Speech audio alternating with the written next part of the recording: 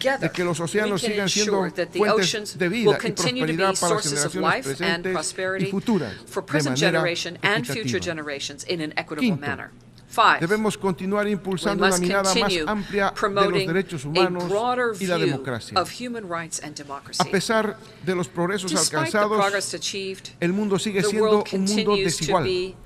Si bien es cierto que los pueblos construyen su propio destino, también es cierto que el vivir bien de nuestros pueblos ha sido menoscabado durante siglos por el colonialismo legal, económico e ideológico. Ustedes mejor que yo saben que no ha sido posible ejercer el derecho al desarrollo por una cuestión de orden histórico. El sistemático traslado de las riquezas del sur al norte nos ha puesto en desventaja hasta el día de hoy. Hemos tenido que navegar por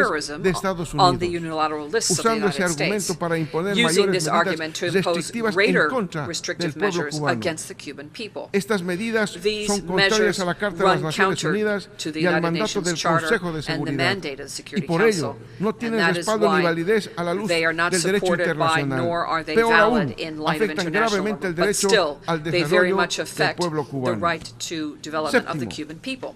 Detengamos cuanto antes el atropello al pueblo as soon as possible the trampling of the en cuanto a Palestinian la people. ocupación de Palestina por With parte de regard to the Israel, Israeli no occupation podemos of seguir Palestine, permitiendo el we sufrimiento cannot del pueblo continue palestino. allowing the suffering of the Reiteramos nuestro Palestinian apoyo a las people. iniciativas Reiterate our mundiales y support regionales, to world el and derecho regional internacional initiatives, y las international resoluciones de la law, ONU and the United Nations que resolutions buscan that garantizar seek una to solución guarantee donde a el pueblo solution palestino ejerce su whereby the derecho a la Palestinian people can autodeterminación exercise its right to y construya su self-determination propio Estado libre, and build its independiente y own state, soberano, which is con las free, fronteras independent, and previas sovereign a within the 1967 borders, y con Jerusalén pre-1967 borders, and Oriental with East como su Jerusalem capital. as its capital.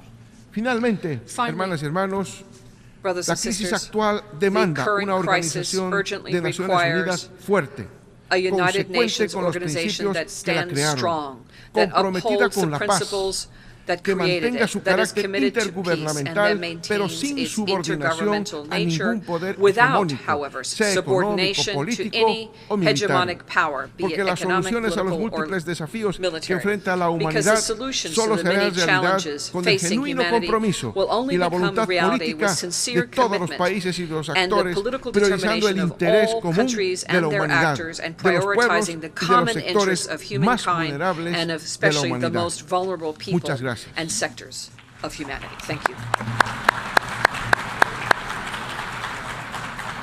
A nombre de la Asamblea, agradezco al presidente constitucional del Estado Plurinacional de Bolivia la declaración que acaba de formular. Pido protocolo que acompañe a su excelencia. I would ask protocol to escort His Excellency. La Asamblea escuchará ahora The Assembly will un discurso del now listen to excelentísimo a señor statement by His Excellency Kasim Yomar Tokayev, presidente de la President of the República de Republic of Kazakhstan. Pido protocolo que I acompañe a su request excelencia. protocol to escort His Excellency. En nombre de la Asamblea General, On behalf of the tengo el General honor de dar Assembly, I la have the bienvenida honor to welcome excelentísimo señor His Excellency Kasim Yomar Tokayev, presidente de la República President of the de Republic of Kazakhstan, y lo invito a and I dirigirse invite a him esta to Asamblea address General. this Assembly, General Assembly. Mr. President, Mr. Secretary General, ladies and gentlemen, today humanity faces enormous shifts unseen in a century and has entered yet another period of geopolitical confrontation. The essence of the threat comes from the simultaneous erosion of fundamental principles of international law embodied in the Charter of the United Nations. The displacement of these pillars puts an increasingly heavy burden on the existing structure of international relations and creates confrontations. The pattern of non-compliance, suspension, and withdrawal from key international legal instruments is extremely concerning, as it could lead to the point of no return. This situation disrupts the trading system, weakens the supply chains that drive economic life, damages food security, and accelerates inflation. Current negative trends further exacerbate human suffering. 108 million people are forcibly displaced. More than 1 billion live in poverty, and 2 billion do not have access to essential medicines. The ultimate result is humanity's loss of confidence in the future stable development of the world. The younger generations no longer believe that the world they inherit will be a better one. Therefore, Kazakhstan finds it necessary to restate its unwavering commitment to the principles of the United Nations Charter. The leaders gathered here are responsible for the fate and future of humankind.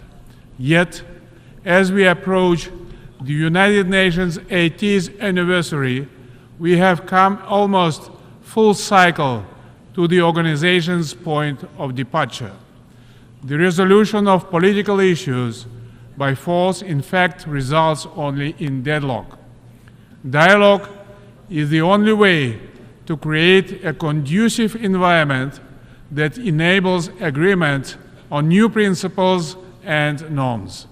Despite best efforts, conflicts persist in many regions of the world. We urge all parties to seek diplomatic solutions to the conflicts based on the UN Charter and universally recognized international law. In this regard, Kazakhstan commends all efforts and plans proposed by different states and groups of countries in support of a political settlement of the Ukrainian crisis.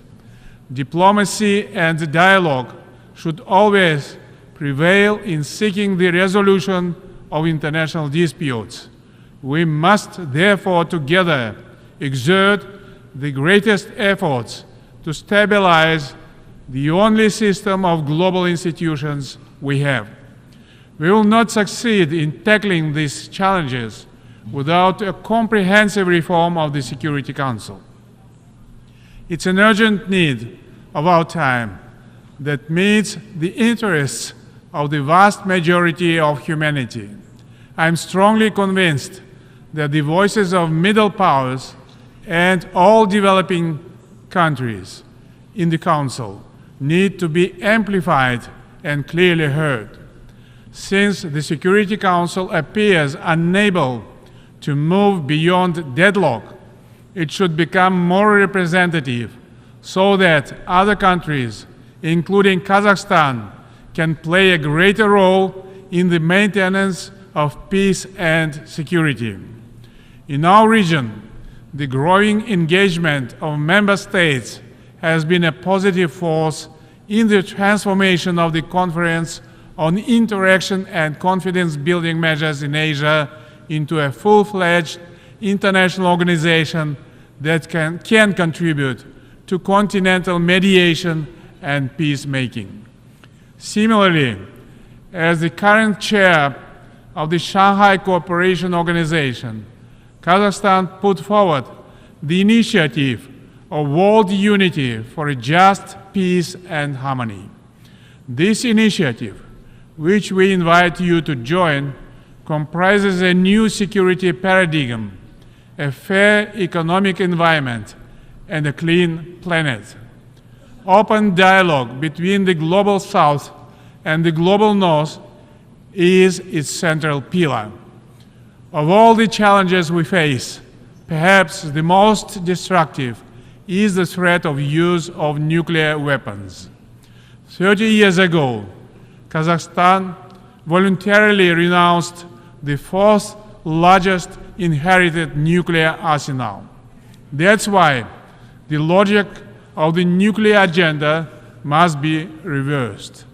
Only mutual trust and cooperation between nuclear powers on the path to a world free of nuclear weapons can produce global stability. In this context, Kazakhstan declares its continuous commitment to the Treaty on the Prohibition of Nuclear Weapons. We support the development of new mechanisms in the field of disarmament and non-proliferation. A strategic plan for the complete renunciation of nuclear weapons by 2045 could well be the most significant contribution to the global security of this generation of leaders. At the same time, COVID-19 has painfully illustrated our vulnerability to future biological risks and threats. Kazakhstan appeals to the Secretary General and the President of this Assembly to launch the process of establishing an international agency for biological safety. We welcome the Secretary General's new agenda for peace. This strategic document must confront a trust vacuum and growing hostility in the world. In the upcoming Summit of the Future next year, Kazakhstan will play a constructive and supportive role to adopt a pact for the future. But the search for peace is not just about the banning of weapons or the signing of declarations. Interreligious and interfaith dialogue plays a key role in fostering a culture of peace. We are therefore concerned about recent acts of profound disrespect towards holy books. Such barbaric acts against Islam or any other religions cannot be accepted as expressions of freedom, free speech, and democracy. All holy books, including Quran, deserve legal protection against vandalism. Finally, A culture of peace can only be based on the principles of unity in diversity and mutual respect. I am proud, therefore, of the outstanding role of the Astana-based Congress of the leaders of world religions. In brief, Kazakhstan is a peace-loving nation that pursues its own national interest while continuously searching for peaceful solutions of pending international issues. Independence, territorial integrity, and sovereignty are core principles that will guide my people now and in the future. We will continue cooperation with our major allies on all strategic issues. Ladies and gentlemen, we need new assessments that will enable us to tackle pressing global economic problems while ensuring the right to development. To do this, we require an open, transparent, and inclusive multilateral trading system based on WTO principles and rules. We also need to think about a better global food security system. Nearly 10% of the world's population faced hunger last year. We must boost voluntary information exchange on food security, including volumes of production, and the export or import of food products. In concert, we must enable the transparent tracking of funding from the international community in response to food crisis. Kazakhstan is ready to act as a regional food supply hub. We have all the required resources, infrastructure, and logistics in place for these purposes. Kazakhstan is already a reliable link for nearly 80% of overland transit traffic between Asia and Europe. The Trans-Caspian International Transport Route, the so-called Middle Corridor, can significantly strengthen East-West engagement. This route could increase the pace of trade between critical markets, cutting by almost half the amount of time required to transport goods via the maritime route. Dear friends, the urgency of climate action risks to become a cliché, but it is a dangerous cliché because immediate, effective, and transformational steps are urgently required to prioritize environmental protection. Central Asia is one of its front lines. Even if we successfully limit global temperature rise to 1.5 degrees by 2030, which looks increasingly unlikely, we will experience between 2 and 2.5 degrees of temperature rise in Central Asia. Despite the long road of the Paris Climate Agreement, we must all remain committed to a carbon-free future. The climate agenda should not be used to introduce measures restricting trade and investment cooperation. Instead, we must focus on positive change, such as climate-positive actions identified by the United Nations, including investing in green jobs, ending fossil fuel subsidies, and ensuring that all climate actions are fair, inclusive, and involve women at all levels. Yet, without proper funding, ambitious plans to combat climate change will remain unmet. In this regard, we propose to launch Just Energy Transition Partnership in Kazakhstan, a gradual, sustainable, and socially responsible transition away from coal would be a big bonus for global climate change goals. Kazakhstan's initiative to open the project office for Central Asia on climate change and green energy in Almaty can lead on these issues. We look forward to hosting a regional climate summit in Kazakhstan in 2026 under the United Nations auspices. In our region, we have seen that water scarcity has created serious economic and other challenges in transboundary river basins. This will be replaced across the world. By 2040, global demand for water may outstrip supply by as much as 40%. We must therefore combine political will and economic resources to address this critical global issue simultaneous with climate action. Next year, we will assume chairmanship of the International Fund for Saving the Aral Sea. We will continue efforts to prevent further degradation of the environment and its impact on livelihoods around what was once the fourth largest lake on the planet. Today, it is the world's largest lake, the Caspian Sea, that also faces ecological challenges, including shallowing, water diversion, and the pollution of flora and fauna. Saving the Caspian Sea must be a matter of common priority that requires long-term international cooperation. Ladies and gentlemen, Kazakhstan is committed to further enhancing multifaceted cooperation with the countries of Central Asia.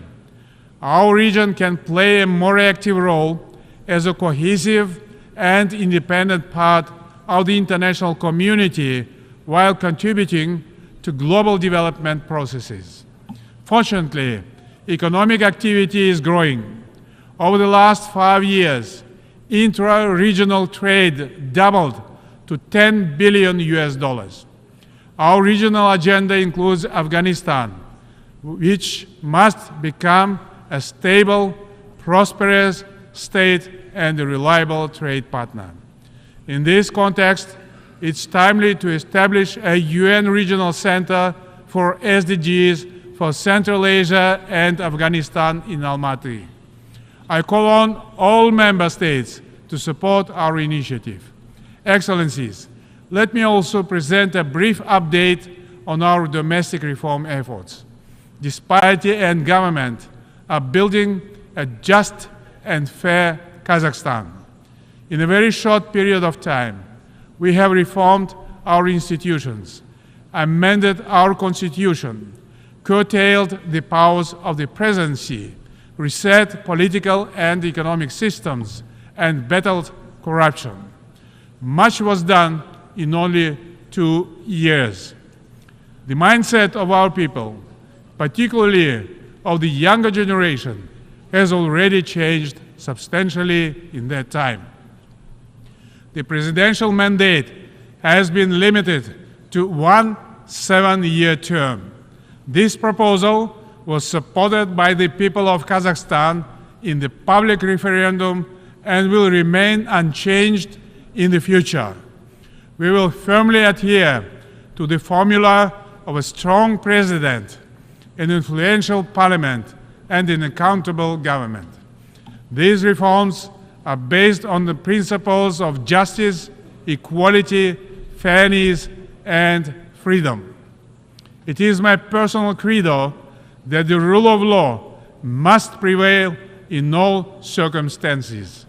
We understand that only political reform and investments in human capital can make our economy more resilient and robust. Kazakhstan has made significant progress in achieving gender equality and empowering women and girls. We introduced a 30% quota for women, youth, and persons with disabilities in the electoral party lists. It will allow them to participate more actively and equally in the political life of the country. In my recent State of the Nation address, I have presented a new economic policy that is designed, first of all, to provide all citizens the necessary opportunities for decent life. We are giving great attention and value to young people who work hard and with the support of the government will contribute to the sustainable development of the country and its leading position in international fora. The health, well-being, and good education of the younger generation are key priorities of Kazakhstan's state policy. I place my hope in the younger generation. They will drive our country into the future. At home and abroad, we are working for that better future. Let us rekindle the spirit of unity and collective action that underpins the United Nations. Let us remember that our shared commitment to a better world transcends our differences. Kazakhstan stands ready to collaborate with all member states in the pursuit of a brighter, more just, and sustainable world. Thank you for your attention. A nombre de la Asamblea, on behalf of the General Assembly, I would like to thank the President of the Republic of Kazakhstan for the statement just made, and I request protocol to escort His Excellency. The Assembly will now hear an address by His Excellency Mr. Sayed Ibrahim Raisi, President of the Islamic Republic of Iran. I request protocol to escort His Excellency. En nombre de la Asamblea General, tengo el honor de dar la bienvenida al excelentísimo señor Sayed Ibrahim Raisi, Presidente de la República Islámica de Irán, y lo invito a dirigirse a esta Asamblea General. I invite him to address the Assembly on behalf of the General Assembly. Assalamu alaikum. Bismillah ar-Rahman ar-Rahim. Alhamdulillahi Rabbil Alameen. Wa sallallahu ala Sayyidina wa Nabiyyina Muhammadin wa alihi at-tahirin wa sahbihi al-muntajabin. فبشر عباد الذين يستمعون القول فيتبعون احسنه. آقای رئیس، انتخاب جناب عالی را به ریاست 78مین نشست مجمع عمومی سازمان ملل متحد تبریک میگویم. I congratulate you and give you felicitations on the 78th General Assembly of the United Nations. Since last year, when I addressed everyone from this podium, the world has witnessed bitter as well as sweet events. اجلاس جدید مجمع عمومی در حالی آغاز می شود که جهان تحولات بی‌سابقه و تاریخ‌سازی را تجربه می کند. در این میان آنچه تضمین کننده آینده‌ای روشن برای جامعه بشری است، توجه به ارزش‌های والایی است که انسان را به سمت کمال و کرامت سوق می‌دهد. و چه چیزی بهتر از کلام پروردگار متعال که می‌تواند انسانیت و ارزش‌های تعالی بخش انسانی را تعریف کند. حضار گرامی، آقایان و خانم‌ها، قرآن کلام خداوند و کتابی است که انسان را به عقلانیت، معنویت، عدالت و اخلاق و حق باوری دعوت می کند. 3 رکن اساسی در قرآن کریم توحید، عدالت، کرامت انسانی است که تأمین کننده سعادت بشر است. مگر قرآن چه فرموده است که کینه‌های مستکبرین و ارباب قدرت و ثروت را برانگیخته است. قرآن می‌فرماید ای بشر، ستم و تفرقه را نپذیر. با این راهنمود میتوان جهانی از کرامت و عظمت ساخت. قرآن از وحدت بشر میگوید و این که همه ساکنان زمین همچون خواهر و برادرند و از یک پدر و مادر. قرآن انسان را نماینده خداوند و زن و مرد را با وجود تفاوت‌های طبیعی مکمل یکدیگر و مساوی در محضر خداوند می‌داند. قرآن از حریم خانواده دفاع می‌کند و کودک را امانت خداوند می‌داند. وفای به عهد و پیمان، راستگویی و امانتداری، صداقت در مراودات و معاملات، خدمت به محرومان و مبارزه با فقر و فحشا و بی‌عدالتی و تبعیض، آری اینهاست محتوای قرآن شریف. آیا این نخستین بار است که کلمات خداوند را می‌سوزانند و گمان می‌کنند صدای ملکوت را برای همیشه قطع کردند؟ آیا نمرود و فرعون و قارون بر ابراهیم و موسی و عیسی پیروز شدند؟ قرآن توهین به عقاید و باورها را منع کرده و احترام به ابراهیم و موسی و عیسی را احترام به وجود رسول خدا محمد صلی الله علیه و آله و سلم می‌داند. و ما اوتی موسی و عیسی و النبیون من ربهم لا نفرق بین احد منهم و نحن له مسلمون. این مفاهیم وحدت بخش و تعالیم متعالی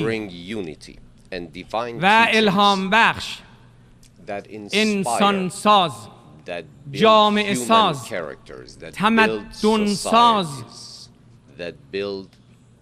برای جوامع بشری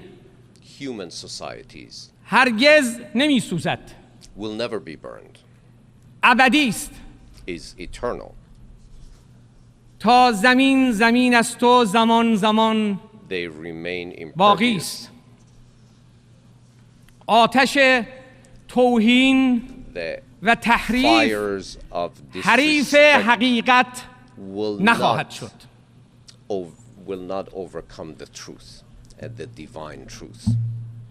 آقای رئیس، اسلام ستیزی و آپارتاید فرهنگی در صورتهای مختلف خود از جمله سوزاندن کتاب مقدس قرآن تا منع حجاب در مدارس و دهها تبعیض شرم‌آور دیگر شایسته پیشرفت‌های انسان معاصر نیست.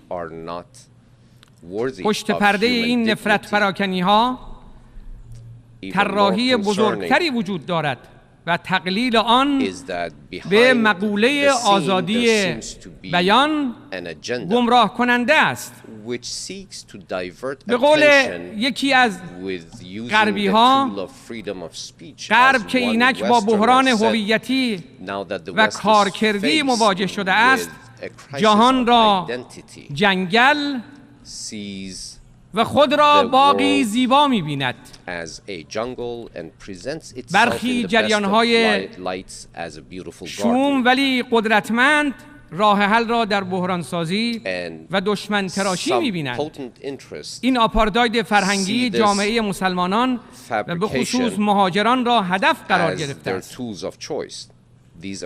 مهاجرانی که خود قربانیان سیاست‌های استعمار هستند. ما نیز همچون همه مؤمنان و آزادیخواهان بر این باوریم که احترام به ادیان الهی جزو دستورکارهای بین المللی قرار گیرد و سازمان ملل نیز با طراحی سازوکاری احترام به ادیان الهی را تضمین نماید. در کنار جنگ علیه اسلام شاهد جنگ علیه خانواده نیز هستیم. خانواده اصیلترین، دیرپاترین، بنیادیترین و فطریترین نهاد بشری است که امروز در معرض تهدید قرار گرفته است. امروز جنایت علیه بشریت فقط اشغال سرزمین‌ها و کشتار بیگناهان به استعمار ملت‌ها نیست، بلکه هجوم به پناهگاه فطری و طبیعی بشر یعنی خانواده نیز جنایت علیه بشریت است. حفاظت از حریم خانواده و ازدواج که از وصلت یک زن و یک مرد شکل می‌گیرد یک واقعیت جهانی است که باید به دستور کار مشترک جهانی تبدیل شود. آموزش، توسعه و تعالی انسانی جز در چارچوب ارزش‌های خانوادگی به کمال نمی‌رسد. روایت‌های ساختگی از زوجیت و جنسیت در حقیقت تلاش برای حذف مفاهیم متعالی نظیر مادر، پدر و خانواده طبیعی است. اقداماتی که میتوان آن را مصادیق جنایت علیه بشریت و موجب انقطاع نسل بشر دانست. مقابله با چنین رویکردهای وظیفه انسانی ماست. ما امروز نیازمند جنبش جهانی تعهد به خانواده هستیم تا همه اعضای خانواده زندگی گرم در کنار یکدیگر را تجربه کنند. ما از همه رهبران جهان و رهبران ادیان الهی می‌خواهیم به وظیفه تاریخی خود در حمایت از جایگاه اصیل مفهوم خانواده و مقابله با روایت‌های ساختگی عمل نمایند. ما از سازمان ملل انتظار داریم که احترام به جایگاه والا و اصیل خانواده را در صدر دستور کار خود قرار دهد. خانوم‌ها و آقایان، ما در یک دوره سرنوشت‌ساز تاریخی قرار گرفتیم. جهان در حال تغییر و گذار به نظم بین المللی نوظهور است و این مسیر غیر قابل برگشت است. معادله سلطه غربی برای جهان دیگر جواب نمی‌دهد. نظم کهنه لیبرال که در خدمت منافع سلطه‌گران و سرمایه‌داران سیری ناپذیر بود کنار زده شده است و در یک کلام پروژه امریکایی کردن جهان شکست خورده است. ملت ایران افتخار دارد که به مدد انقلاب شکوهمند اسلامی خود بیشترین روشنگری را در برانداختن نقاب از چهره سلطه‌گران شرق و غرب انجام داده و با همراهی دیگر ملت‌های غرب آسیا نقش تعیین کننده‌ای در ناکامی نظام سلطه داشته است. اینک که مقاومت و بیداری ملت‌های جهان از همیشه بیشتر شده و قدرت‌های نوظهور سر برآورده‌اند، امید است که نظمی جدید و عادلانه بر جهان حاکم گردد. آنچه برای نظم بین‌المللی جدید کلیدی است، کنار گذاشتن سلطه جهانی و جایگزینی آن با نظم‌ها و همکاری‌های منطقه‌ای است. جمهوری اسلامی ایران از حداکثر همگرایی اقتصادی و سیاسی درون و میان منطقه‌ای حمایت می‌کند و علاقه‌مند است تا بر اساس عدالت با همه جهان تعامل داشته باشد.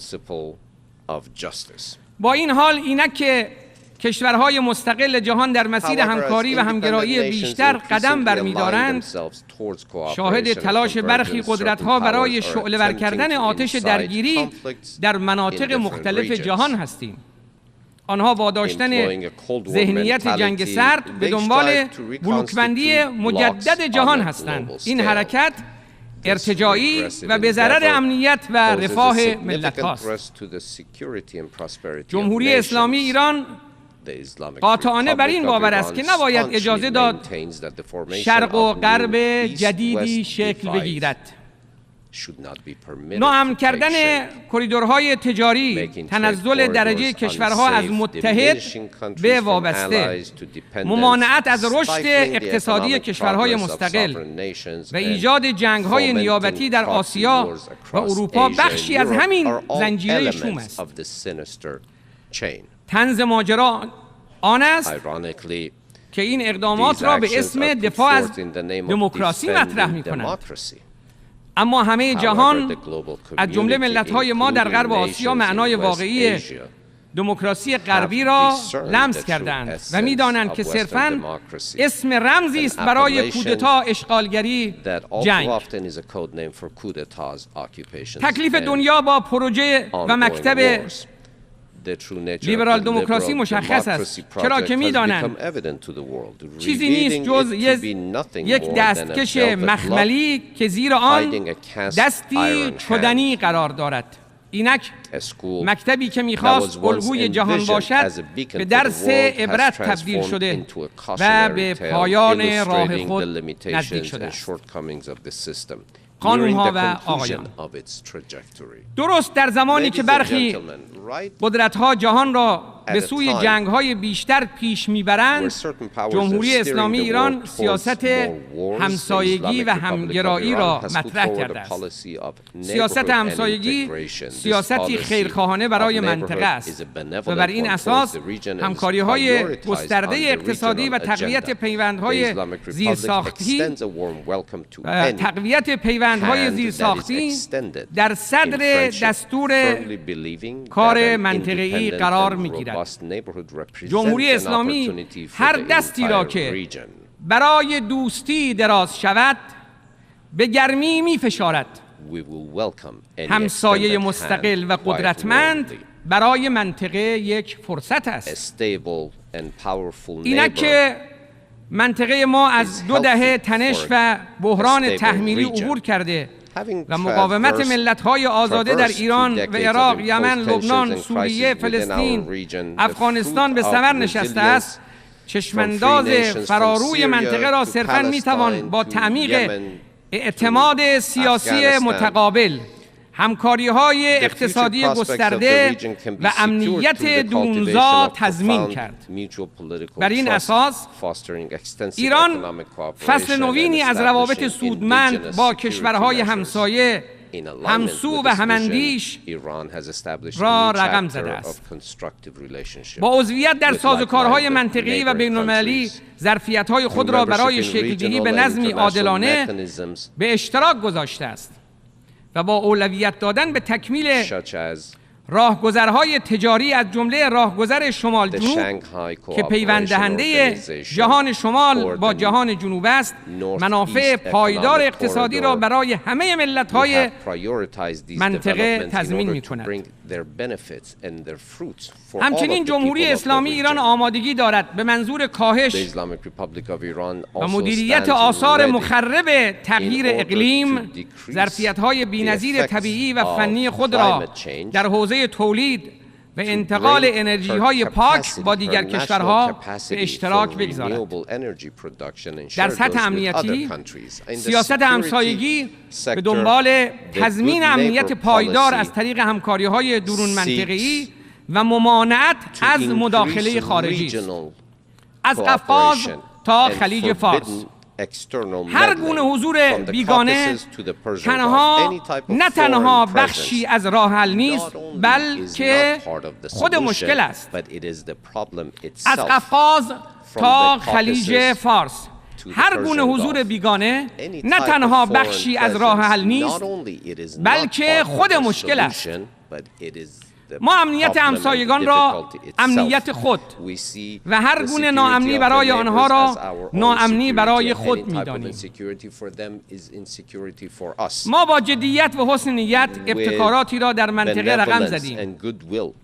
با این حال پیوند سیاست و امنیت نیازمند تحکیم است و تنها زمانی پایدار می شود که با همکاری‌های اقتصادی معنادار ترکیب شود. منطقه غرب آسیا به خاطر تجربه طولانی استعمار و تجاوزات نظامی مکرر فرصت‌های زیادی را برای توسعه و پیشرفت از دست داده است. اینک که با هدایت رهبری انقلاب اسلامی امام خامنه‌ای دکترین مقاومت امواج اشغالگری و تروریسم را با موفقیت به عقب رانده، فرصت و اصل جدیدی برای منطقه رقم خورده است. قدرت جمهوری اسلامی قدرتی امنیت ساز است و با حذف گزینه‌های جنگ، اشغالگری و تجزیه کشورها از روی میز قدرت‌های سلطه‌گر افق‌های جدیدی را برای منطقه گشوده است. جمهوری اسلامی ایران بر این باور است که اولویت منطقه وحدت اسلامی و توسعه جمعی است. بدون تردید پایدارسازی امنیت منوط به توسعه جمعی است و این تنها راه سعادت در غرب آسیا است. سرزمین ایران فرصت‌های بی‌نظیری برای سرمایه‌گذاری دارد و اولویت دادن جمهوری اسلامی به همکاری‌های اقتصادی فرصتی برای کشورهای منطقه و جهان محسوب می‌گردد. جناب آقای رئیس و حضار گرامی، سال گذشته سال پیروزی ملت ایران بود. برخی از کشورهای غربی و سرویس‌های اطلاعاتی آنها در سال گذشته دچار اشتباه محاسباتی شدند و برای یک بار دیگر قدرت ملت ایران را دست کم گرفتند. از زمان پیروزی انقلاب اسلامی به رهبری امام خمینی، دشمنان ملت ایران با بحران سازی‌های پیاپی انواع جنگ و تحریم و فشار حداکثری را بر مردم ما تحمیل کردند. 45 سال است که این سیاست‌ها شکست خورده و ملت ایران به پیروزی‌های پیاپی دست یافته است. اکنون آنها با جمهوری اسلامی مواجهند که به پشتوانه پیوند عمیق با ملت خود هم مقاومت کرده است و هم پیشرفت. در سال گذشته نیز ملت ایران آماج بزرگترین حمله رسانه‌ای و جنگ روانی تاریخ قرار گرفت.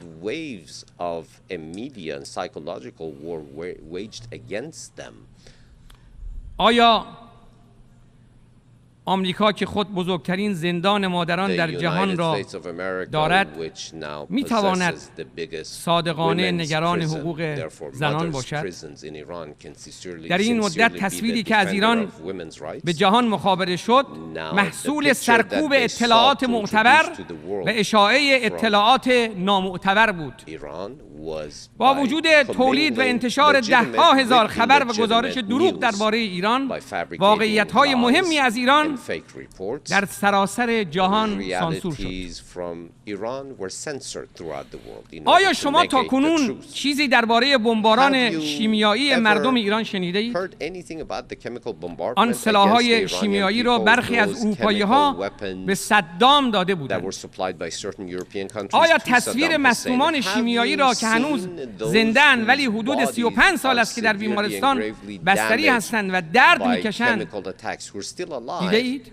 آیا تصویر کودکان مبتلا به بیماری پروانه‌ای که به خاطر تحریم دارو توسط امریکا و بعضی از کشورهای غربی درد می‌کشند از قاب رسانه‌های اصلی به دنیا مخابره شده است؟ on us that prevents obtaining proper medication for their treatment? Have you seen those photos? صبر و مقاومت و ایثار و شهادت را در مردم مقاوم ایران اسلامی of the Islamic people of Iran? تصاویرش را مشاهده کرده اید؟ Have you seen those pictures? آیا از حرکت بی‌بدیل و 22 میلیونی مردم کشورهای مختلف در راهپیمایی عظیم اربعین حسینی در عراق چیزی شنیده اید؟ Of the remembrance of the martyrdom of Imam Hussein, the Prophet Muhammad's grandson.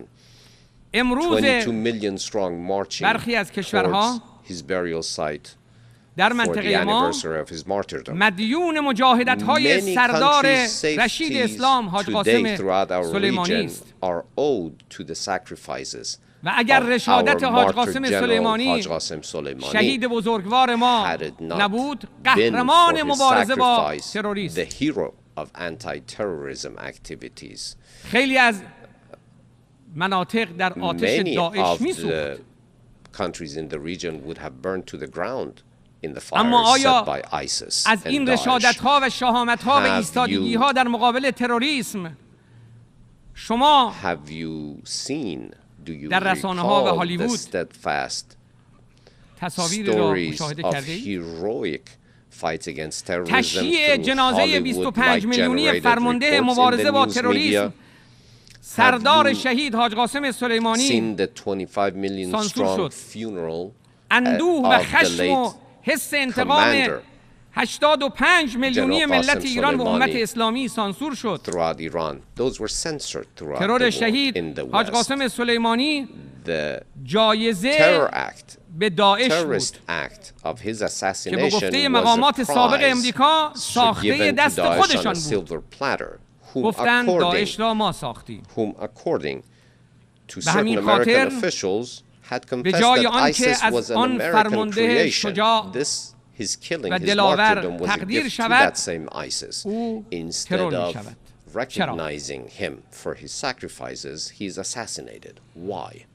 اما جمهوری اسلامی ایران با استفاده از همه ابزارها و ظرفیت‌ها برای اجرای عدالت و محاکمه عاملین و مباشران این تروریسم دولتی تا حصول نتیجه قطعی از پای نخواهد شد.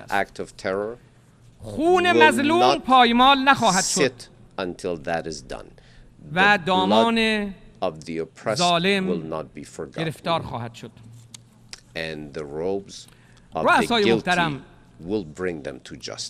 دولت‌ها، هیئت‌ها، خانوم‌ها، آقایان، اشغالگری، تروریسم و افراط‌گرایی از جمله مهمترین تهدیدهای جدی در غرب آسیا هستند که برهم زننده هر نظم مبتنی بر منافع ملت‌های منطقه است. ریشه‌کنی تروریسم در گروی مبارزه فراگیر و هدفمند با ریشه‌ها و جلوه‌های آن و مجازات بدون تبعیض تروریست‌ها در سراسر جهان است. استفاده برخی دولت‌های غربی از تروریسم به عنوان ابزار سیاست خارجی، مبارزه کشورهای منطقه علیه تروریسم را خنثی خواهد کرد. مدیریت و بهره برداری برخی از سرویس‌های امنیتی غربی از بستر گروه‌های افراطی و به ویژه جابجایی هدفمند نیروهای جنگجوی خارجی در حوزه‌های مختلف جغرافیایی نیز به این نگرانی‌ها دامن می‌زند. برخی از کشورهای اروپایی باید پاسخ بدهند که چرا به پناهگاه امن برای گروه‌های تروریستی که تاکنون بیش از 20,000 نفر از شهروندان ایرانی را در کوچه و خیابان ترور کردند، مأمن شدند و محل امنی شدند برای گروه‌های تروریستی. باید پاسخ بدند کشورهای اروپایی چرا در عین ادعای مبارزه با تروریسم پناهگاه شدند برای گروه‌های تروریستی. این دوگانگی است. تبعیض در مبارزه با تروریسم معنای چراغ سبز به تروریست هاست. ایران که خود بزرگترین قربانی تروریسم است، پیشقراول مبارزه با تروریسم در منطقه می باشد. ملت‌های منطقه ایران را شریکی مطمئن برای امنیت خود و رژیم اشغالگر قدس را عامل اصلی ناامنی، بی‌ثباتی و ترویج خشونت در منطقه می‌دانند. آیا وقت آن نرسیده که به 75 سال اشغال سرزمین فلسطین و ظلم به آن ملت مظلوم و کشتار زنان و کودکان پایان داده شود و حقوق ملت فلسطین به رسمیت شناخته شود؟ تداوم اشغال فلسطین و بخش‌هایی از خاک لبنان و سوریه توسط رژیم صهیونیستی و محروم ساختن ملت مظلوم فلسطین از حقوق مسلم و ذاتی خود به ویژه در تشکیل دولت فلسطینی به پایتختی بیت المقدس منجر به تشدید جنایات این رژیم و گسترش دامنه تجاوز و تهدید به سایر کشورهای منطقه شده است. تنها حکومت مبتنی بر آپارتاید و تبعیض نژادی باقی مانده در جهان که بر مبنای جنگ، اشغال، تروریسم و نقض حقوق ملت‌ها پایه‌گذاری شده و بر همین مبنا و روش ادامه حیات می‌دهد، نمی‌تواند شریک صلح باشد. وضعیت امروز افغانستان نمودی دیگر از آثار مداخله غرب در منطقه است که به کشتار بیش از 170,000 تن از زنان و مردان و کودکان انجامید. در افغانستان ایران بر دولت فراگیر و ضرورت رعایت حقوق همه طوایف، قومیت‌ها و مذاهب در این کشور تأکید دارد. در این حال اقدام عاجل بین‌المللی برای رسیدگی به بحران فوری پناهجویانی که از کشور خارج شده‌اند، به خصوص در ایران اسلامی ضروری است. در قضیه جنگ اوکراین و روسیه نیز مایلم بار دیگر بر موضع جمهوری اسلامی ایران در رد جنگ به عنوان راه حلی برای هر گونه مخاصمه تاکید کنم. ما جنگ در اروپا را به نفع هیچ طرف اروپایی نمی‌دانیم. هر طرح آتش بس در جنگ اوکراین از سوی امریکایی‌ها، رد کردن هر طرح آتش بس در جنگ اوکراین از سوی امریکایی‌ها نشان می‌دهد که امریکا برای تضعیف اروپا برنامه بلند مدت دارد. ما از هر ابتکاری برای پایان جنگ و آغاز روند سیاسی حمایت می‌کنیم و آمادگی خود را برای نقش‌آفرینی سازنده در این عرصه اعلام می‌داریم. آقای رئیس، خانم‌ها و آقایان، خروج امریکا از برجام نقض اصل مسلم وفای به عهد بود. خروج امریکا از برجام نقض اصل مسلم وفای به عهد بود. دولت امریکا با نقض صریح مفاد قطعنامه 2231 شورای امنیت از عمل به تعهدات خود ذیل برجام اجتناب می‌کند. با این رفتار امریکا عملاً و برخلاف تمام ادعاهایش قانون‌گریزی و زورگویی را به جای همکاری تجویز کرده است. امریکا باید با اعتمادسازی اثبات کند که دارای حسن نیت است و اراده واقعی برای عمل به تعهدات خود و نهایی کردن مسیر دارد. اروپایی‌ها نیز که در پی سالها عدم پایبندی به تعهدات خود از جمله در لغو تحریم‌ها اکنون برجام و قطعنامه 2231 شورای امنیت سازمان ملل را نقض می‌کنند، باید درک کنند که با سرعت گرفتن در مسیر پرهزینه تقابل بازنده خواهند شد. سلاح هسته‌ای جایگاهی در دکترین دفاعی جمهوری اسلامی ایران ندارد. گزارش‌های رسمی مراجع ذی‌ربط بین‌المللی و حتی جوامع اطلاعاتی غربی نیز بارها بر صحت این ادعا تأکید کردند. جمهوری اسلامی ایران همانند 2 دهه گذشته به هیچ عنوان از حق مسلم ملت خود برای بهره‌مندی صلح‌آمیز از فناوری هسته‌ای کوتاه نخواهد آمد. تنها مجرم اتمی جهان نه تنها به تعهدات خود ذیل NPT مبنی بر خلع سلاح اتمی عمل نمی‌کند، بلکه با اعمال تحریم‌های یکجانبه غیرقانونی اصول مسلم حقوق بین‌الملل و منشور ملل متحد را نقض و حقوق ملت‌ها را پایمال می‌کند. اما این تحریم‌ها بر عزم قاطع ملت ما در مسیر پیشرفت کشور بی‌تأثیر بوده است. وقت آن رسیده که امریکا به بحران تصمیم گیری خود پایان دهد و مسیر صحیح را انتخاب کند. خانوم‌ها و آقایان، بشر در حال ورود به مدار جدیدی است. قدرت‌های کهنه در حال افولند. آنها گذشته هستند و ما آینده‌ایم. تکرار می‌کنم، آنها گذشته هستند و ما آینده‌ایم. نگاه ما به آینده امیدوارانه است. جهان در انتظار منجی است که ادیان الهی جملگی آن را وعده دادند. این منجی وجود و حضور دارد.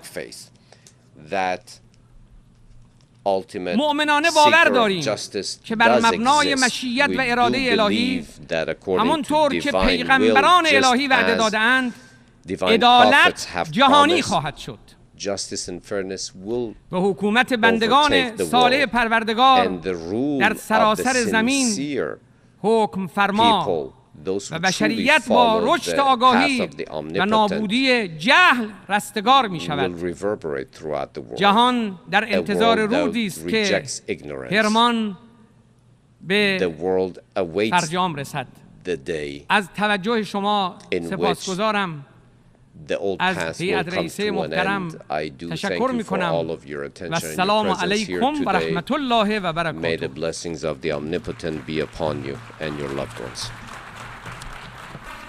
A nombre de la Asamblea, agradezco al presidente de la República Islámica de Irán la declaración que acaba de formular. Pido protocolo que acompañe a su excelencia. La Asamblea escuchará ahora un discurso del excelentísimo señor Abdelmajid Tebboune, presidente de la República Argelina Democrática y Popular. Pido protocolo que acompañe a su excelencia. En nombre de la Asamblea General, tengo el honor de dar la bienvenida al excelentísimo señor Abdelmajid Tebboune, presidente de la República Argelina Democrática y Popular, y lo invito a dirigirse a esta Asamblea General.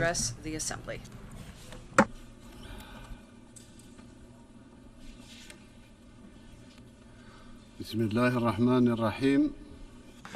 In the name of God, the compassionate, may peace be with the messengers.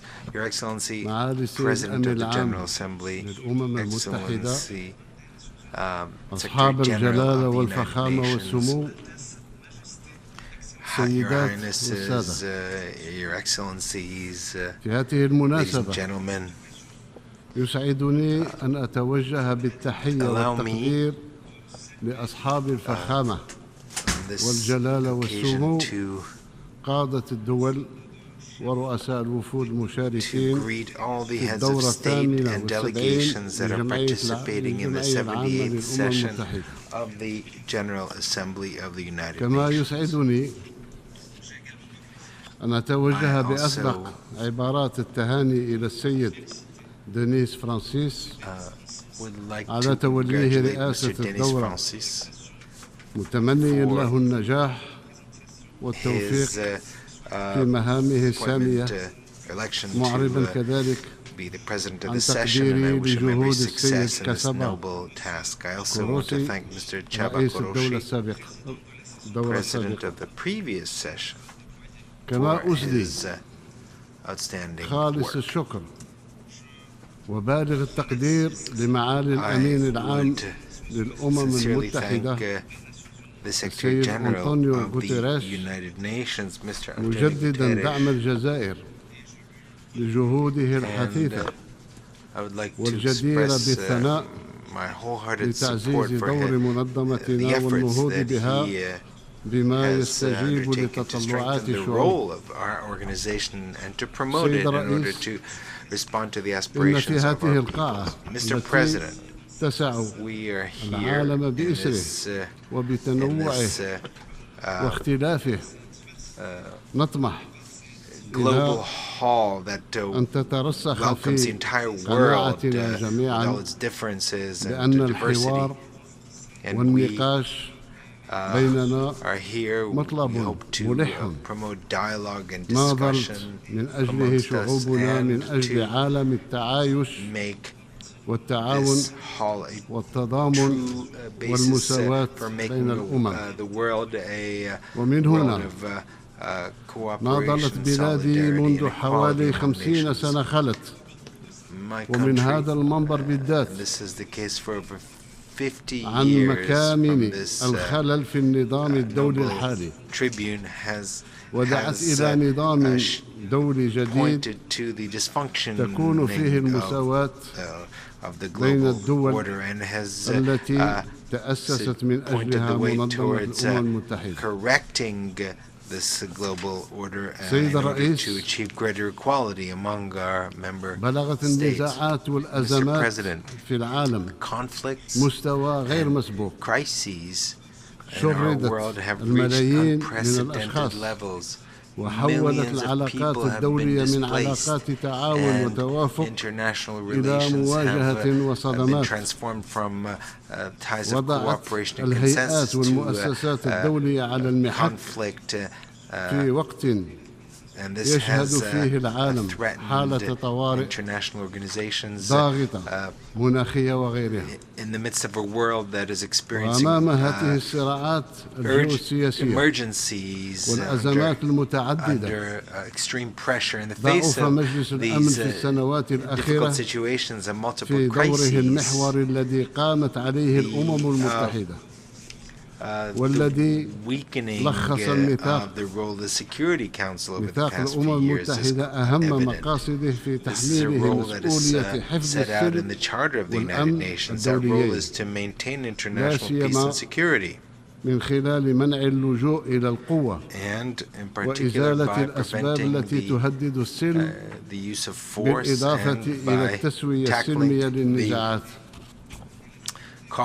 لقد حان الوقت للتفكير معا في سبل إعلاء قيم ومبادئ ميثاق الأمم المتحدة وتعزيز التزاماتنا الجماعية وإرساء الأسس المتينة التي تفضي إلى المزيد من التعاون العالمي الفعال بشأن القضايا الرئيسية، حتى نتمكن من إشعاع السلم والأمن الدوليين وتحقيق أهداف التنمية المستدامة في ظل عالم متعدد الأقطار.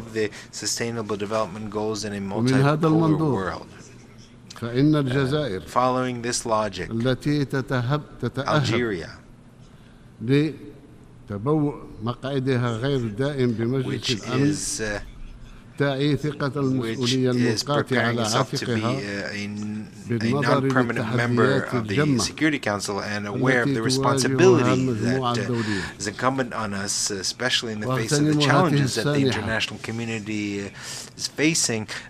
لأجدد الشكر لكل الدول once again express my gratitude to the 184 member states who voted in favor of Algeria to be a non-permanent member.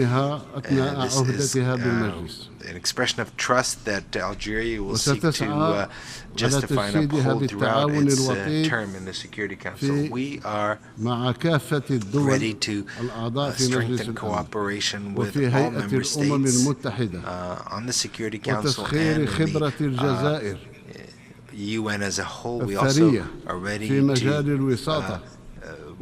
take advantage of our extensive experience in mediation and seeking political solutions to peacefully resolve conflicts.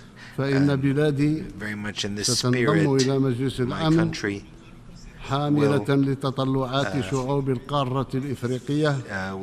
sit on the Security Council, bringing with it the aspirations of the African continent and the Arab world, and calling for overcoming conflicts and focusing on lasting solutions to conflicts by dealing with the root causes of these conflicts. Mr. President,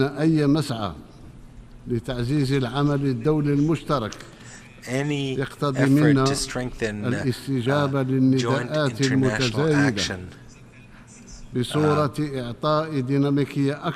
forces us to respond to the constant appeals to strengthen the multilateral system by reforming the main organs of our organization in order to make them more transparent and ensure the necessary balance among the main organs and ensure equitable geographical distribution.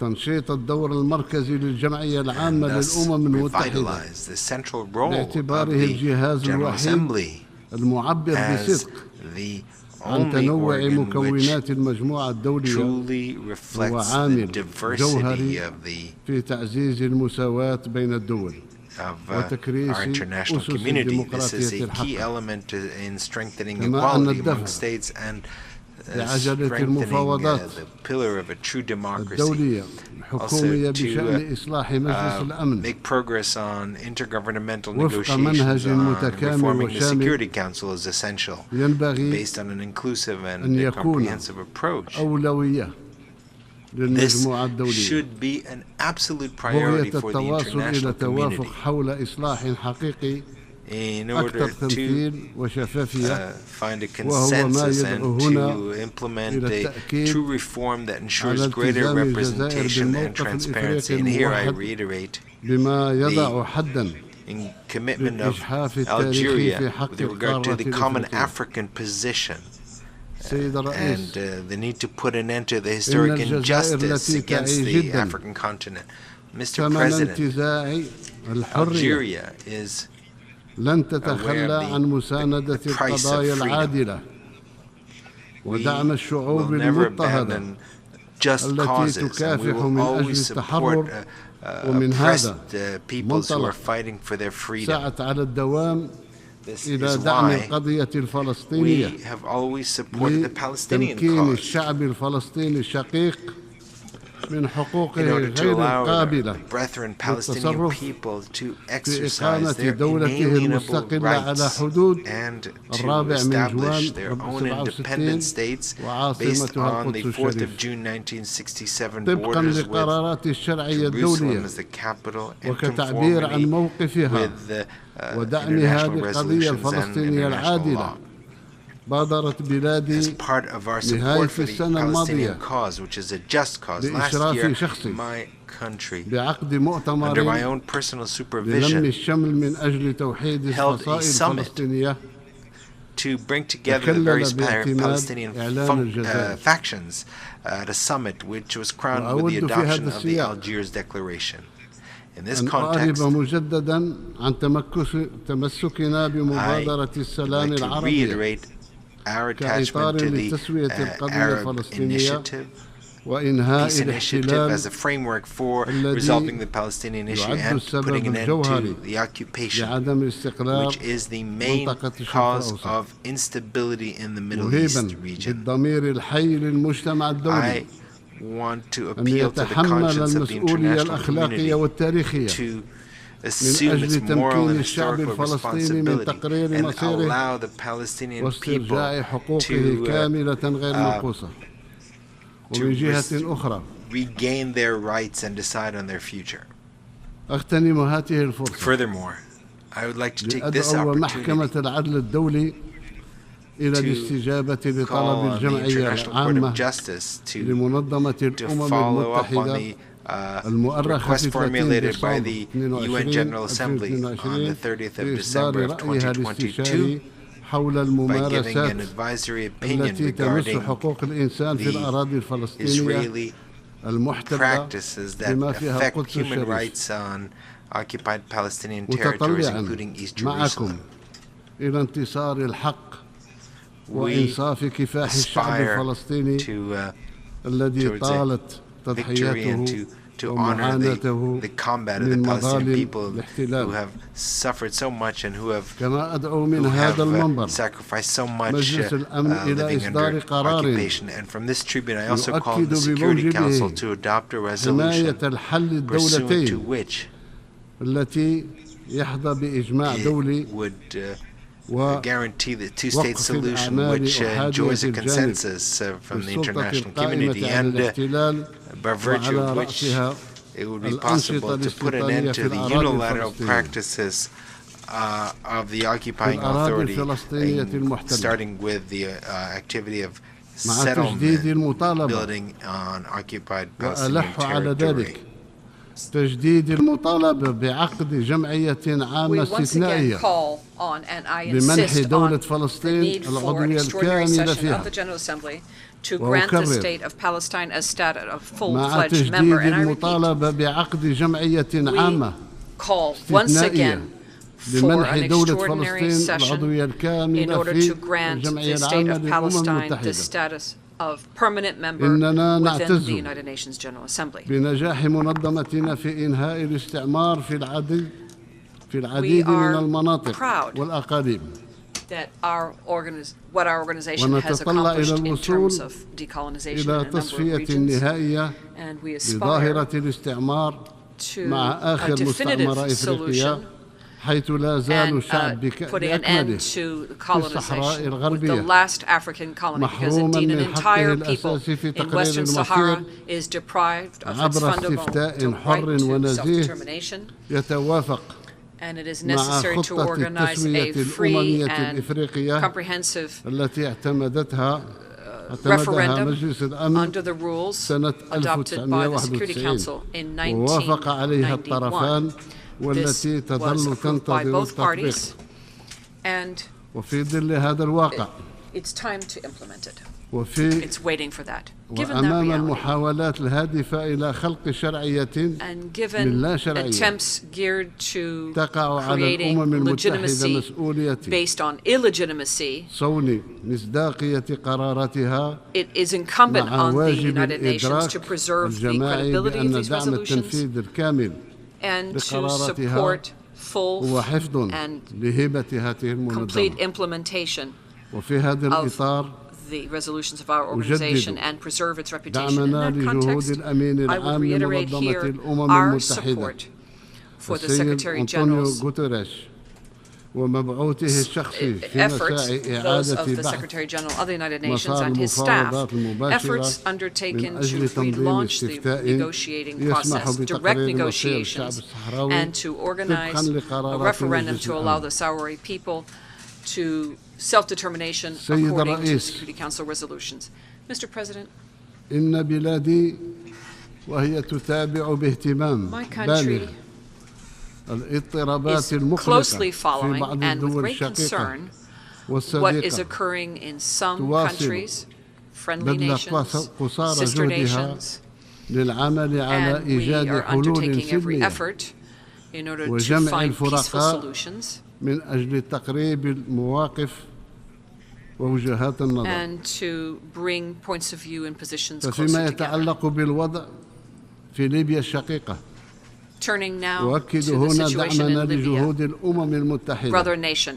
Here, I reiterate our support to the United Nations efforts in order to find a political solution led by the Libyan people themselves and allowing them to preserve the unity of Libya, its sovereignty, and its territorial integrity. بخصوص الوضع في مالي إني Turning to the situation in أجدد Mali, عزم الجزائر التي تتولى ريادة الوساطة الدولية Algeria ورئاسة لجنة plays متابعة a تنفيذ lead role اتفاق in the سلم area of ومصالحة international mediation and المنبثق عن presides the مسار follow-up committee الجزائر for implementation على of the peace مواصلة agreement جهودها and peace and reconciliation agreement للتجاوز in the Algiers الصعوبات process is resolute in its التي efforts يعيشها هذا البلد to overcome الشقيق the obstacles مع التأكيد in that مجددا sister nation. على And here we موقفنا reiterate الرافض our للجوء إلى القوة لفض النزاعات which is refusing resorting to force in order to settle conflicts. فالجزائر With تؤكد regard to developments in تمسكها Nigeria, a بالعودة neighboring إلى country, النظام الدستوري Algeria reiterates its بالطرق attachment السلمية to the return to وتغليب a الحلول constitutional السياسية order through peaceful والدبلوماسية means and to make sure that واحترام diplomatic and متطلبات political دولة solutions القانون وتدعو prevail إلى while توخي respecting the الحذر rule of law. أمام We call for نوايا vigilance التدخل العسكري الأجنبي given the لما له intentions من of foreign عواقب خطيرة intervention, military على أمن intervention, واستقرار النيجر because this could have والمنطقة كلها dangerous repercussions on وفي peace and نفس stability الوقت in Nigeria and in the region فإن as a الوضع whole. الباعث على At the same القلق time, في السودان يستوقفنا the لدعوة very كافة الأطراف concerning الشقيقة situation in إلى Sudan وقف النزاع calls وتغليب لغة الحوار upon us to call on all لأنها parties to the conflict to put an end to حالة it and to الاقتتال pursue dialogue, لإنهاء put an end to حالة the fighting. الاقتتال وما This لها من situation تداعيات على الوضع has الإنساني very serious repercussions on the وبالتأكيد humanitarian situation in that country. فإن هذه الأوضاع الهشة وغير المستقرة Vulnerable تلقي and بظلالها unstable على situation على منطقة الساحل والصحراء التي is تعاني casting a من shadow ضعف over the entire Sahel ومعدلات region التنمية and the Sahara region. وما يشبه المجاعة وانعكاسات التغييرات المناخية الأمر الذي يزيد من حدة عدم الاستقرار ويغذي الجماعات الإرهابية التي تتخذ من المنطقة ملاذا لنشاطها الإجرامي وفي هذا السياق لا تتونى الجزائر في دعم الجهود التنموية لدول المنطقة ومشاركة تجربتها في مكافحة الإرهاب والتطرف العنيف حيث قدمت إلى القمة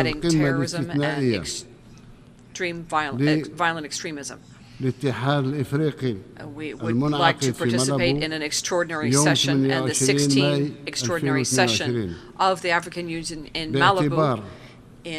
باعتبارنا منسقا لمكافحة الإرهاب والتطرف العنيف في أفريقيا for fighting terrorism and violent extremism in Africa. We presented a report at that time. This report looked at the development of terrorist threats throughout Africa and mechanisms to address those threats. This is a report that is being looked at a number of different practical mechanisms to strengthen the fight against terrorism in Africa.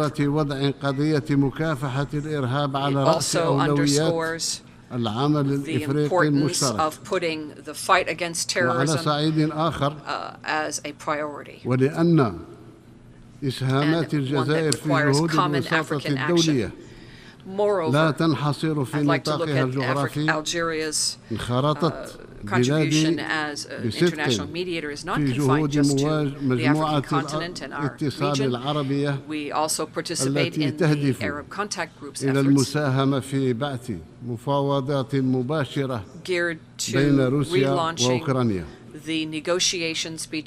سيد الرئيس، بعد مضي أكثر من 8 سنوات على اعتماد برنامج 2030 8 years after the adoption of the 2030 Sustainable Development Agenda and the Addis Ababa Plan of Action, a number of states that are currently developing face challenges, and this means they need more solidarity from the international community in order to achieve a better world and to have a more equitable and effective economic model which would make it possible to achieve the Sustainable Development Goals. الجزائر خطة التنمية المستدامة وأدرجتها كأولوية Sustainable Development Program and has made it a national priority and has integrated it into all the plans, strategies, and programs that were launched by the government. مهمة جدا This, in وتحقيق turn, نتائج معتبرة في مسار أهداف التنمية المستدامة لا سيما في قطاعات التربية، الصحة، البناء، الكهرباء والمياه. وعلى ذكر المياه فإن بلادي انطلقت ببرنامج تحلية مياه البحر وسنصل مع نهاية سنة 2024 of ocean waters program to be completed by the end of 2024, and we will be at the end of next year able to produce over 1 billion metric tons of water on an annual basis through desalination. Mr. President, my country has always enjoyed the support of and confidence of the Human Rights Council and is party to most international human rights treaties.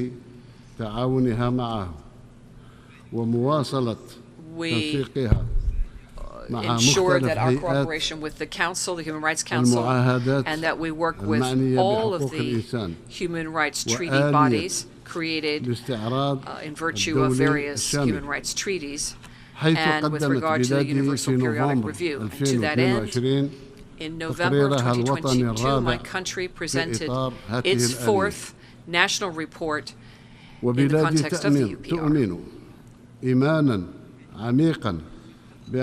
My country is firmly convinced that respecting human rights and promoting human rights is the very cornerstone of any political system which is credible. And that's why we work to strengthen human rights by all means available to us.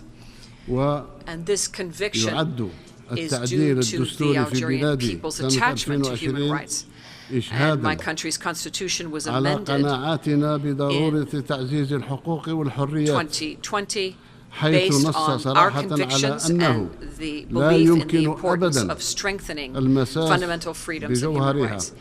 The amendments bans any explicit undermining of these freedoms and liberties. It also creates equality between all citizens, men and women, in terms of rights and duties, and strengthens the effective participation of all, especially in the area of promoting women's rights and the empowerment of women economically and politically, and women's participation in positions of responsibility.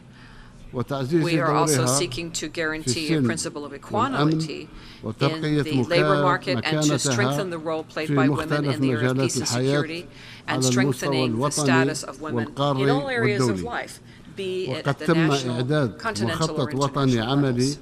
A practical national plan in the context of implementing Resolution 1325 of the Security Council has been implemented. It was adopted in October 2000, and a plan was adopted in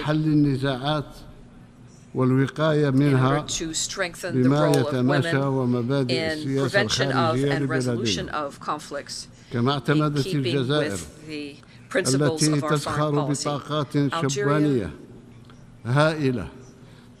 has many young people and a great deal of capacity. Young people account for 70% of our national population. Algeria therefore adopted measures in order to provide institutional management level with the means necessary to build capacity for young people and to integrate young people محركة في مسارات التنمية المستدامة وعلى كافة الأصعدة السياسية والاقتصادية والثقافية. وفي الختام سنبقى نتطلع إلى عالم يسوده الأمن والازدهار والرفاه الإنساني تحت مظلة منظمة الأمم المتحدة. فلتكن الإرادة صادقة والعزائم قوية. We must show sincere determination and strong commitment in order to meet the legitimate needs of our people so that our people can enjoy this peace and prosperity. May the blessings be upon you. On behalf of the Assembly, I wish to thank the President of the People's Democratic Republic of Algeria for the statement just made, and I request protocol to escort His Excellency.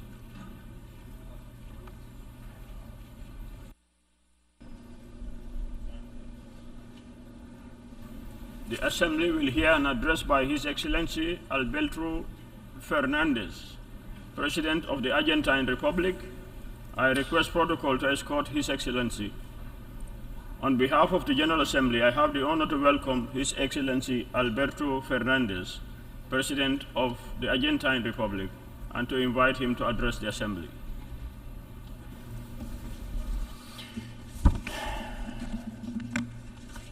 Buenas tardes. Good afternoon. Señor Presidente. Mr. President. El mundo está sometido a un tiempo de cambio. The world is experiencing a time Una of change. nueva era asoma mientras la humanidad todavía sobrelleva los efectos de una pandemia que acabó con la vida de 15 millones de personas, dejando al descubierto de la desigualdad que enfrentamos. Mientras tanto, la crisis climática somete a nuestro planeta a todo tipo de inclemencias. In the meantime, the climate crisis has subjected our planet to all kinds of extreme events. Cyclones, tornadoes, unexpected flooding, or extensive droughts have affected millions of human beings in every corner of the globe. All this is taking place while a war is continuing, carrying away human lives and unleashing an energy and food crisis of unheard of proportions. As all these calamities are occurring, we are witnessing an astounding technological revolution. The robotization and the acceleration of the process of incorporating artificial intelligence forces us to rethink our education, processes of production, and the preservation of work. How we will be capable of confronting these changes and harmonizing interests in this new landscape in which we have found ourselves, that is the true challenge that we are confronting today. As I speak before this Assembly, me siento en la obligación de expresarme con absoluta franqueza. Be absolutely frank. Los problemas del mundo the problems of the world demand solutions. We have spent too much time diagnosing problems. We cannot continue speaking of these while we're teetering on a ledge. The risks of perpetuating this current situation are very high. We have covered half the path towards the implementation of the 2030 agenda. And yet we know, as ECLAC mentions, that only 1/4 of the targets that we have set for ourselves will be achieved by 2030. This inability to behold a better future sows unease in the developing world where the poorest and the most vulnerable people live. It is impossible to want to achieve an equitable future by promoting and continuing the same paradigms that have generated inequality in which we live. International financial engineering has demonstrated that it is abusive and it is unchanged. How can we achieve sustainable development without financing that contributes to this? The international financial system has not demonstrated a determination to adapt itself to a world that wants to restore a lost equality. Quite to the contrary, it only seeks to impose the same orthodox policies that have deepened inequality and misery around the world. The global financial architecture only serves to concentrate income in the hands of the few and to marginalize vast regions of the world. It embraces speculative activity rather than development. It promotes cheap labor rather than dignifying labor. The time for words is over. The time has come to promote social justice in the world. The International Monetary Fund cannot continue increasing its interest rates each time that the U.S. Federal Reserve increases its rates to contain national inflation. It cannot continue to do this, and yet it does so. And in this context, it is shameful that even today, IMF applies surcharges to many countries who are already burdened by the unbearable weight of external debt. Ironically, the IMF finances Ukraine in the midst of its war, and in the midst of this war, it applies surcharges on interest that Ukraine is charged. It's shameful. We need a new framework for dealing with sovereign debt, which is guided by the development of social justice. Experience shows that when a people is choked with the eternal noose of indebtedness, its forces flag. Social crises are compounded, and debts become unpayable. We face the challenge of feeding a growing global population in the midst of extreme climate conditions, droughts, flooding, tornadoes, hail. Everything affects the production and delivery of foodstuffs. We know this from our own experience. Argentina lost over 20% of its exports due to the worst drought of the past 100 years. No less than 3% of GDP were wiped out. We all know today that the global market of foodstuffs has been poisoned by financial spection, and it only leads to greater income for the few and instability and misery for millions of human beings. To find a long-term solution to the problem of food security, it is essential that there is a system of international commerce of agricultural products that is more fair, more transparent, more equitable, and more predictable. We need to eliminate distortions produced by subsidies, and we need to prohibit foodstuffs from being an object of financial speculation. Both of these things discourage the necessary investments in order to increase production that will help satisfy the growing global demand for foodstuffs. Argentina considers multilateralism as the best tool to find shared solutions to shared problems. It reflects our mission to be guided by solidarity and to cooperate in the striving for collective well-being. Hegemonic agendas have only served to promote distrust, encourage arms races, and limit the possibilities for economic and scientific technological cooperation. In the current context, as we know, there is a confluence that has been provoked by over a decade of accumulated crises, starting from the effects of the financial collapse of 2008 up to the war unleashed by Russia in occupying Ukrainian territory. The effects of this war are there in plain sight. In addition to the terrible humanitarian consequences, the military conflict is generating historic levels of inflation around the world, but with particular impact on the prices of foodstuffs and energy. This situation has also given rise to other tensions less noticed by public opinion, but that also profoundly affect international peace. Just as an example, I'd like to highlight the blockades by Azerbaijan in the Lachin corridor, which have provoked a humanitarian crisis, which once again is punishing the Armenian people. Just today, while this assembly is being held, In the news, we read that Azerbaijan has started military operations with the goal of taking control of Nagorno-Karabakh. The international community cannot remain indifferent to this reality. It must act preventively to avoid new ethnic, racial, religious, or political persecution.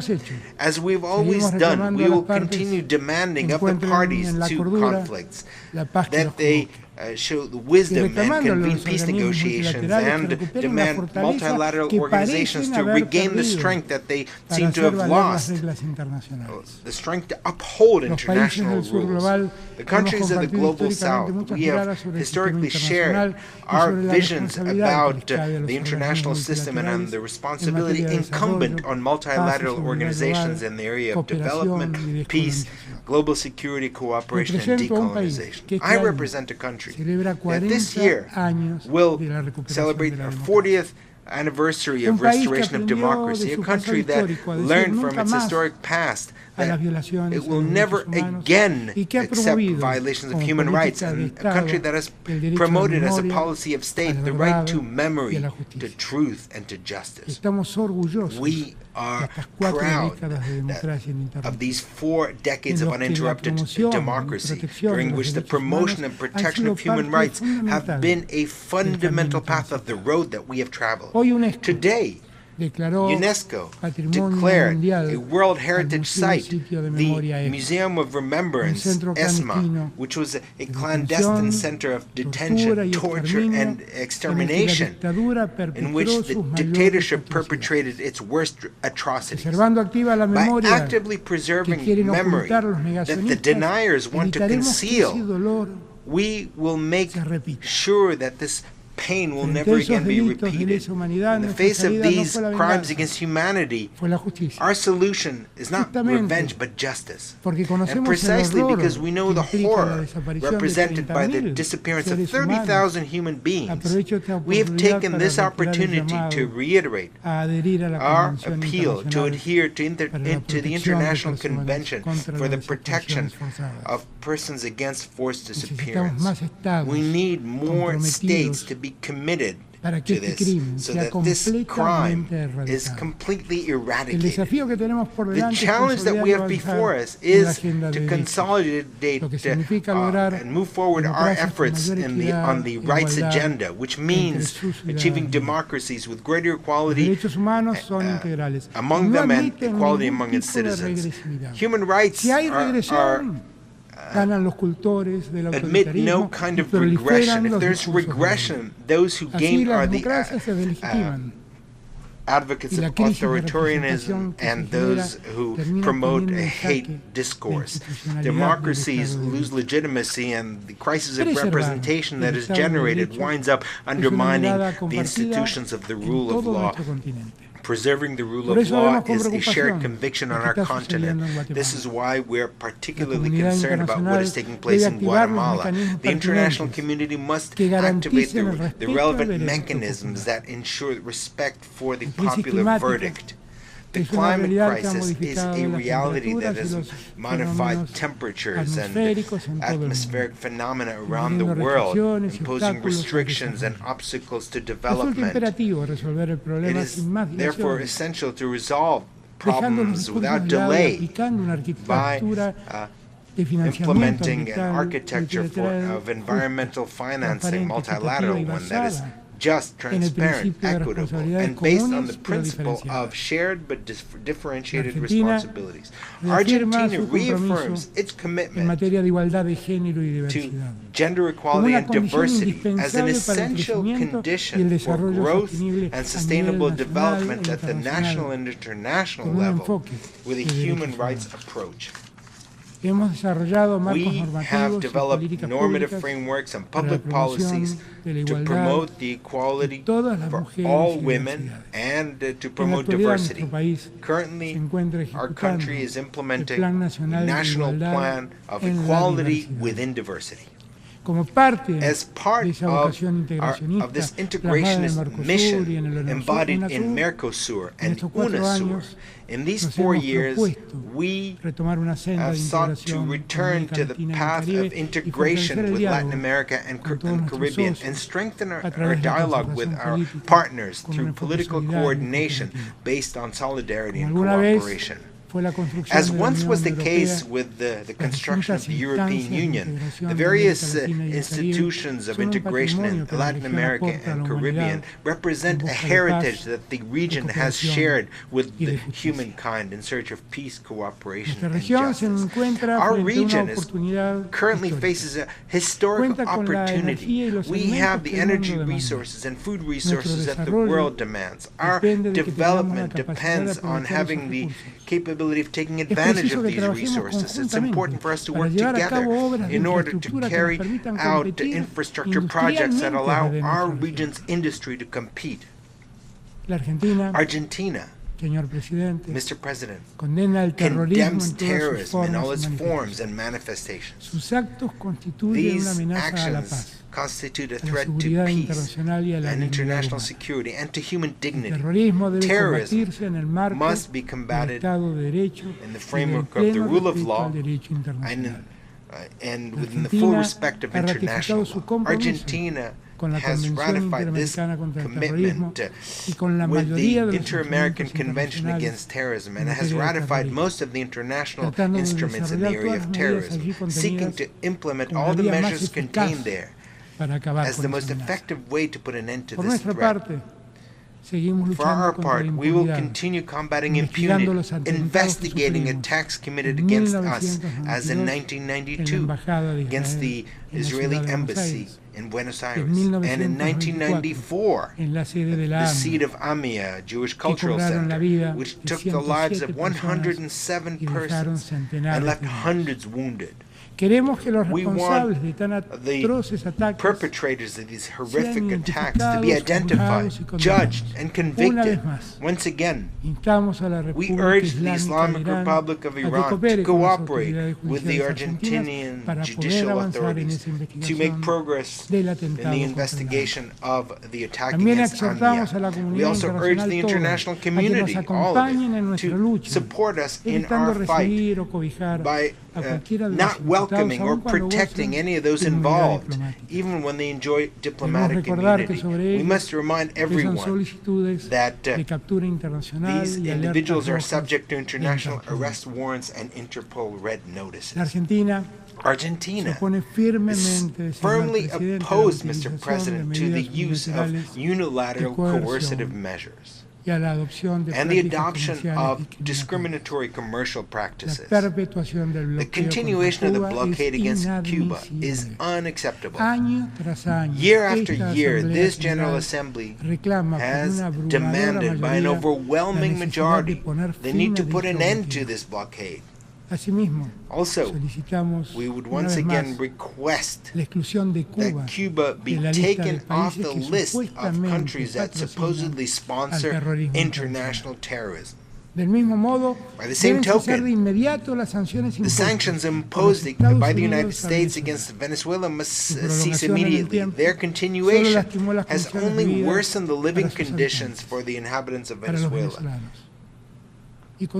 and led millions of Venezuelans to choose exile and emigrate from their country in search of a better life. I want to also reaffirm the legitimate and inalienable sovereignty rights of the Republic of Argentina on the Malvinas Islands, South Georgia, South Sandwich Islands, and the surrounding maritime areas. They are part and parcel of national Argentinian territory, and they are illegally occupied by the United Kingdom for almost 2 centuries, in conformity with the resolutions of this General Assembly and its Special Decolonization Committee. The way to resolve the colonial situation of these islands is through negotiations on sovereignty between Argentina and the United Kingdom. We regret that the United Kingdom continues to refuse to resume negotiations. We regret that unilateral activities of exploration and development of natural resources have continued in the area under dispute, contravening Resolution 31/49 of this Assembly. We also question the military presence of the UK in the South Atlantic, which is a region of peace. Argentina maintains a firm commitment to a peaceful resolution of this anachronistic colonial situation. We have proposed to the United Kingdom a renewed bilateral agenda on the South Atlantic that implies a formal process of dialogue, which includes, inter alia, the question related to the resumption of negotiations on sovereignty. We also expressed our readiness to continue with the task of identifying the remains of ex-combatants in the framework of obligations deriving from international humanitarian law and with a view to providing a response and solace to families of soldiers who lost their lives. Unfortunately, the United Kingdom has rejected our proposal. Notwithstanding this, Argentina reiterates its request to the Secretary General that in the framework of his good offices that he redoubles his efforts to bring both parties together and bring them to the negotiating table. The motto of the 2030 Agenda is leave no one behind. May no one lose sight of the path towards justice and development. We are convinced that this is a noble goal that applies to individuals and applies to entire peoples. However, please let us not convert this phrase into an empty phrase, into a dead letter. If we do, remorse won't serve anything. It won't be able to repair the ruined lives, the lives without a future, or to return the lost lives. Thank you very much.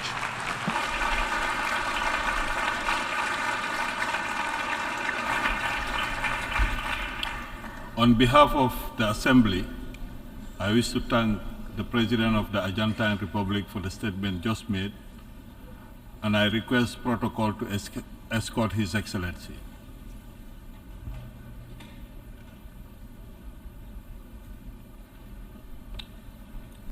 The Assembly will hear an address by His Excellency Nayib Armando Bukele, President of the Republic of El Salvador. I request protocol to escort His Excellency. On behalf of the General Assembly, I have the honor to welcome His Excellency Nayib Armando Bukele, President of the Republic of El Salvador, and to invite him to address the Assembly.